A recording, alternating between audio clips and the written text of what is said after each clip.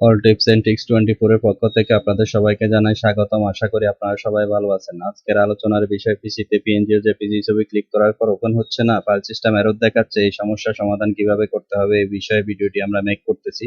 আশা করি ভিডিওটির সাথে থাকবেন, ভিডিওটি শেষ পর্যন্ত দেখবেন। চলুন ভিউয়ার্স, দেরি না করে আমরা কম্পিউটার স্ক্রিনে চলে যাই। ডেস্কটপে আমি কিছু পিএনজি ও জেপিজি ফাইল রেখেছি। ফাইলগুলো ক্লিক করার পর ওপেন হয় কিনা আমি তা এখন দেখব। এখানে এটা হলো একটা জেপিজি ফাইল, এই ফাইলটি ওপেন হচ্ছে না। এই ফাইলটি আরেকটি ফাইল, এখানে ফাইল সিস্টেম এরর দেখাচ্ছে। এটাতে যদি আমরা ক্লিক করি, এখানে ফাইল সিস্টেম এরর দেখাচ্ছে। এটা হলো পিএনজি ফাইল, এখানে ফাইল সিস্টেম এরর দেখাচ্ছে। এই সমস্যাটার সমাধান কিভাবে আমরা করতে পারবো এই বিষয়ে আজকে আমরা দেখব। আশা করি ভিডিওটির সাথে থাকবেন, ভিডিওটি শেষ পর্যন্ত দেখবেন। ডেস্কটপে থাকা পিএনজি ও জেপিজি ফাইল ক্লিক করার পর যদি আমরা প্রিভিউ দেখতে না পারি, তাহলে এই সমস্যা আমাদের জন্য খুবই গুরুত্বপূর্ণ একটি সমস্যা। আপনাদের যদি উইন্ডোজের নরমাল বিষয়গুলো নিয়ে ধারণা না থাকে, সেক্ষেত্রে উইন্ডোজটি ডিলিট করে নতুন করে উইন্ডোজ দিতে হবে। সেক্ষেত্রে কেবলমাত্র সমস্যাটি সমাধান হয়ে যেতে পারে।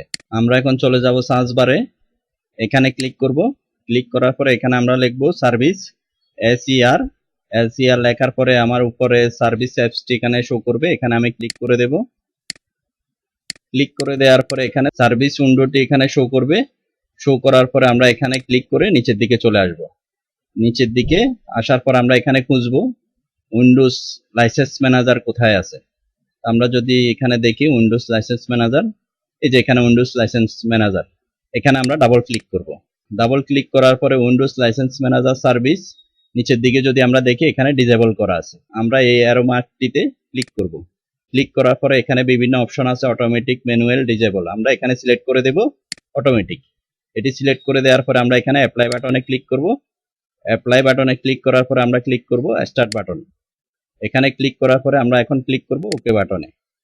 ওকে বাটনে ক্লিক করার পরে আমরা এখন এই সার্ভিস উইন্ডোটি ক্লোজ করে দেব। ক্লোজ করে দেওয়ার পরে আমরা এখানে ডেস্কটপে রিফ্রেশ দেব কয়েকবার। রিফ্রেশ দেওয়ার পরে আমরা এখন দেখব আমার যে সমস্যাটি ছিল সমস্যাটি সমাধান হয়েছে কিনা। ফাইলগুলোর উপরে আমরা ক্লিক করে দেখব। এটা ছিল আমার জেপিজি ফাইল, এখানে আমরা ডাবল ক্লিক করব। দেখেন আমার সমস্যাটি সমাধান হয়ে গেছে। তারপরে ছিল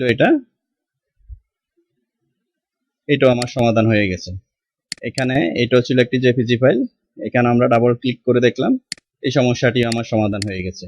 এটা ছিল একটা পিএনজি ফাইল, এটিও আমার সমস্যাটি সমাধান হয়ে গেছে।